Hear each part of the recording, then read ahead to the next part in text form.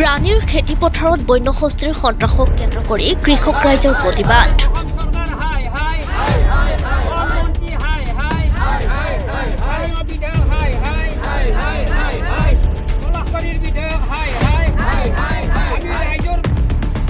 ৰাণী, মৈৰাপুৰ, মাছমাৰা, কুকুৰবেৰিয়া, মানিকপুৰ, নিৰলপুৰ, বিক্ৰমপুৰ, কচুখোৱা আদি বৃহত্তৰ অঞ্চলত বনৰীয়া হাতীৰ সন্ত্ৰাস। মূৰৰ খাম মাটিত পেলাই সোণগতি সিঁচে ৰাইজে, কিন্তু সেই কষ্টৰ ফচল খাই তহিলং কৰে বন্যহস্তীয়ে। প্ৰতি বছৰে অনুৰূপ ঘটনা সংঘটিত হয় এই বৃহত্তৰ অঞ্চলত। একেদৰে এইবেলিও জাকে জাকে বন্যহস্তীয়ে শ শ বিঘা খেতি তহিলং কৰা আৰম্ভ কৰিছে। সেয়ে এইবাৰ ৰাইজ অতিষ্ঠ হৈ কৰিলে তীব্ৰ প্ৰতিবাদ।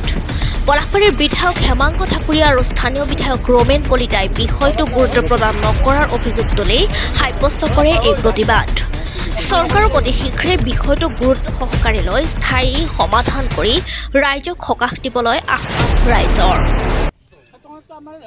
আমি দক্ষিণ ফলাগাঙৰ গাঁও পঞ্চায়তৰ ৰাইজৰ আমি সমভাগী মানুহ। আমি ইয়াত বহুত ৰাইজৰ অনিষ্ট হৈ আছে। খেতি কৰি আছো আমি। আমাৰ ৰাইজৰ একো বেলেগ ব্যৱস্থা নাই, খেতি কৰিয়ে খাই আছো আমি।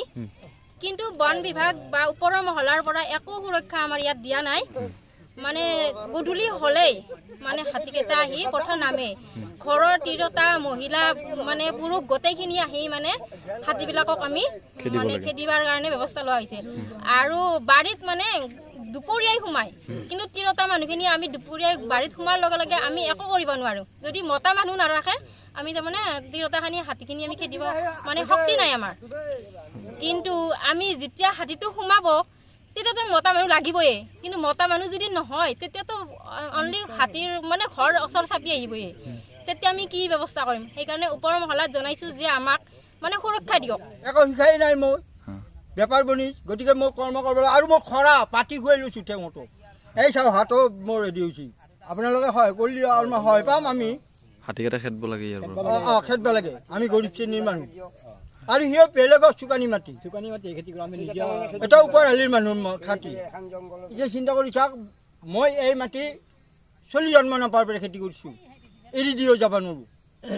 এনেকুৱা মোৰ বিধিৰ ব্যৱস্থা হৈছে। অৱস্থা বেয়া আমাৰ। এই দিনটোতো ৰখবা লাগে লাগে চপা ৰাতি পৰ কৰিব লাগিব আমি। এই পৰহি মাত্ৰ এইখিনি খালা। এইখন মাহেন্দ্ৰী ৰিজাৰ্ভ। ইয়াতে প্ৰায় 27 হেক্টৰ মাটি আছে আৰু ইয়াতে 3 হেক্টৰ মাটিতহে গছ গছনি আছে। কিন্তু এই 23-24 হেক্টৰ মাটি পতিত পৰি আছে। এই মাহেন্দ্ৰী ৰিজাৰ্ভখন কেইবাখনো গাঁৱৰ মাজত অৱস্থিত আৰু গাঁৱৰ এই কৃষকসকলৰ ধান এই ৰিজাৰ্ভত থাকিয়ে অনিষ্ট কৰে। মিৰ্জাৰ পৰা আহি পেলাই এই ৰিজাৰ্ভত থাকে আৰু এই ৰিজাৰ্ভৰ পৰা মিৰ্জা গুচি যায়। কি বস্তু ইহঁতে যিহেতুকে আমি মেঘালয় বৰ্ডাৰত বাস কৰোঁ, ইহঁতে জংঘলক গুচি নাযায়, ইয়াতে থাকে। এতিয়া আমি চৰকাৰক এটা অনুৰোধ কৰিব খোজোঁ যে আমাৰ স্থানীয় বিধায়ক আৰু পলাশবাৰী সমষ্টিৰ বিধায়ক মহোদয় আৰু বনমন্ত্ৰীক যে এই ৰিজাৰ্ভখন এনাই জংঘল কৰি পেলাই অলাগতিয়াল গছ আছে ইয়াত। আমি আশা ৰাখিছোঁ যাতে ইয়াতে ভাল গছপুলি পুতি এখন সুন্দৰ বননীকৰণ হওক। কাৰণ অসমৰ যিটো তাপমাত্ৰা বৃদ্ধি হৈছে গছ গছনি নোহোৱাৰ কাৰণে, আমি চৰকাৰক অনুৰোধ কৰিছোঁ সমূহ ৰাইজৰ লগত সহযোগ কৰি এই ৰিজাৰ্ভখন সুন্দৰ হিচাপে তেওঁলোকক বনোৱাৰ কাৰণে আমি সমূহ ৰাইজে আমি অনুৰোধ কৰিছোঁ। এই ৰিজাৰ্ভখনৰ আশে পাশে যিগিলা হাজাৰ হাজাৰ কৃষকক বহুত অনিষ্ট কৰিছে বছৰ বছৰ। আমি যোৱা বছৰৰ আগৰ বছৰ আমি DFO ছাৰকে, ৰেঞ্জাৰ ছাৰকে আৰু বিধায়ককে আমি একে আনি আমাৰ কৃষকসকলৰ মনৰ কথা কিছুমান কৈছিলোঁ, কিন্তু আমাৰ কথাটো গুৰুত্ব নিদিলে। আমি আশা ৰাখিছোঁ তেখেতসকলে যেন আহি আমাৰ দুখৰ সমভাগী হয়। কাৰণ আমাৰ অঞ্চলত বানপানী নহয়, মেইন সমস্যা হ'ল হাতীকেইটা যাতে আমি সুৰক্ষা চৰকাৰে দিব পাৰে। আৰু ইয়াত এটা কথা কওঁ যে যিকেইটা হাতীয়ে ধান খায় সিসকল সদায় ধান খাৱাৰ কাৰণেহে ওলাই আহে। কাৰণ আমাৰ জংঘলত বহুত হাতী আছে, প্ৰায় 100 মান হাতী আছে। সকলো হাতী ধান খাৱাৰ কাৰণে নাহে। তাতে জাকৰ পৰা 8-10টা হাতী ফালৰি কাটি আহে।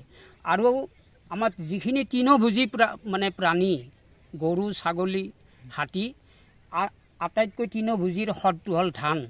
যি হাতী এবাৰ ধান খায় সি ধান খাব, বেলেগ শস্য নিবিচাৰে। সেয়েহে আমি চৰকাৰক অনুৰোধ কৰিছোঁ এই আমাৰো কিছুমান মানুহ যাই নিচা খায়, সি ছাইড হৈ পেলাই নিচা খাই আহিবয়ে, ঠিক হাতীকেইটাও সেই লক্ষণ, সি ধান খাব আহিবয়ে। আমাৰ কপালৰ ঘাম মাটিত পেলাই যি কৃষকসকলে আমি খেতি কৰোঁ, আৰু এই পথাৰত প্ৰায় নিজৰ বুলবাৰ মাটি নাই, সকলোৱে আধিয়া চুকানিয়ে খেতি কৰি আমি কৃষকসকল বাচি আছোঁ। আমি বাচাৰ কাৰণে সুবিধা দিয়ক আমাৰ ওপৰ মহল, আজি বন বিভাগে হওক, স্থানীয় বিধায়ক হওক, পলাশবাৰীৰ বিধায়কক আমি এই জেগাত আমি নিমন্ত্ৰণ কৰিছোঁ, আমাৰ লগত দুখৰ সমভাগী হওক। ভোটৰ সময়ত যে এনেকৈ আপোনালোকে দিন একাকাৰ কৰি আমাৰ ওচৰত আহে, এই দুখৰ সময়ত আমাৰ ওচৰলৈ অহাৰ কাৰণে আমি স্থানীয় বিধায়ক আৰু পলাশবাৰী বিধায়ক মহোদয়ক আমি অনুৰোধ কৰিছোঁ সমূহ ৰাইজৰ ফালৰ পৰা।